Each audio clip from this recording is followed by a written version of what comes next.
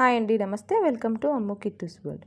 ఈరోజు వీడియోలో సింపుల్గా ఈజీగా చికెన్ కర్రీ టేస్ట్గా ఎలా చేయాలో చూసేద్దాం రండి.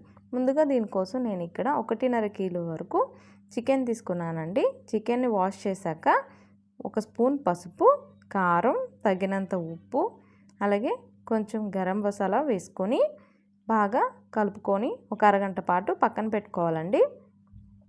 ఈ కూర కోసం 4 మీడియం సైజ్ ఉల్లిపాయల్ని పేస్ట్ చేసుకున్నానండి. అలాగే 2 స్పూన్ల అల్లం వెల్లుల్లి పేస్ట్, 5 పచ్చిమిరపకాయలు తీసుకున్నాను. స్టవ్ మీద ప్యాన్ పెట్టి 5 స్పూన్ల ఆయిల్ వేసుకొని ఇందులోనే ఈ ఆనియన్ పేస్ట్ని, పచ్చిమిరపకాయలని వేసుకొని కొంచెం వేగాక అల్లం వెల్లుల్లి పేస్ట్ వేసుకోవాలండి.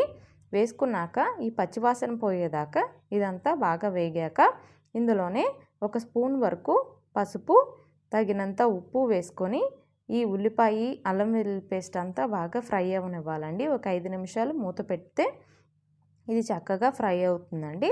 తర్వాత ఇందులో ముందుగా మనం మ్యారినేట్ చేసి పెట్టుకున్న ఈ చికెన్ని వేసుకొని చక్కగా ఈ మసాలాలంతా పట్టేలాగా బాగా కలుపుకోవాలండి. ఇలా కలుపుకున్న తర్వాత 10 నిమిషాల పాటు మూత పెట్టి ఉడకనివ్వాలండి. అప్పుడు ఈ వాటర్ అంతా పైకి వస్తుందండి, చికెన్లోని వాటరు. అప్పుడు కొంచెం 1 స్పూన్ వరకు ధనియాల పొడి, అలాగే 1 స్పూను జీలకర్ర పొడి, తగినంత కారం, ఉప్పు సరిపోతే కొంచెం ఉప్పు వేసుకొని ఒక 10 నిమిషాల పాటు మళ్ళీ ఉడకనివ్వాలండి ఈ చికెన్ని మూత పెట్టుకొని.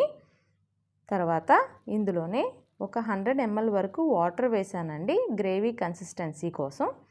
ఇలా వాటర్ వేసాక మరొక 10 నిమిషాల పాటు మీడియం ఫ్లేమ్లోనే ఈ ఆయిల్ అంతా పైకి సపరేట్ అయ్యేలాగా ఉడకనివ్వాలండి. చూసారా?